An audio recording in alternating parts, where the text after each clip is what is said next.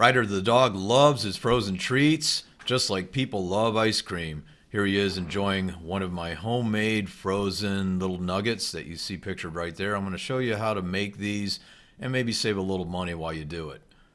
All you need is a mixing bowl, a large spoon, and a cupcake tin, and then 3 basic ingredients. Plain yogurt, make sure it's plain, not flavored, peanut butter, and honey. I empty about half of the yogurt container into the mixing bowl first. Mix some honey in there, mix some peanut butter in there, and that volume fills up 5 or 6 of those cupcake molds or cupcake forms. And then I maybe have half a container left, so I'm good to go for another half dozen, give or take. Put a generous amount of honey in there, and maybe a little bit for the cook as well. I'm told it's healthy. And then a fair amount of peanut butter, and you'll notice I'm not giving exact, measurements. I mean, come on, this is for your pet, and you're really adding the peanut butter and the honey for flavor. By the way, you can see this peanut butter is pretty runny. That's how it came from the store. We were going to return it, but then I thought, hey, I can use it for the dog treats. But any old peanut butter will do. Obviously, that runny stuff's easier to mix, but it's not that hard with regular peanut butter. Yes, we do have an electric kitchen mixer, but this goes quickly enough by hand. Once everything's all mixed up, I just pour it into the cupcake tin. Usually 2, maybe 3 good-sized spoonfuls per mold.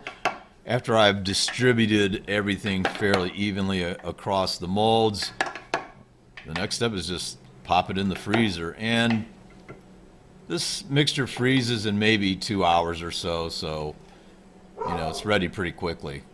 Look, he's already anxious. He's waiting. Of course, you can buy frozen treats for your dog at the store. I noticed they cost about, I don't know, $6 or $7 per package of 4. We can make these for maybe $2 or $3 per half dozen, and ours are bigger. And he seems to like them, I wouldn't say more, but every bit as much as the store-bought kind.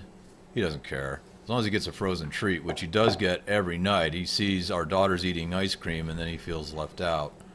If he doesn't get his own frozen confection, so fine, Ryder. Here you go. Num num num num num.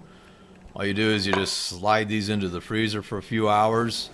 And the nice thing about using cupcake tins like I do is once you pull them out of the freezer, they're fairly easy to get out. You just got to flip the cupcake tin upside down and pop them out. You don't even need to spray anything inside the molds. And then I use an empty yogurt container like you see right there to store them.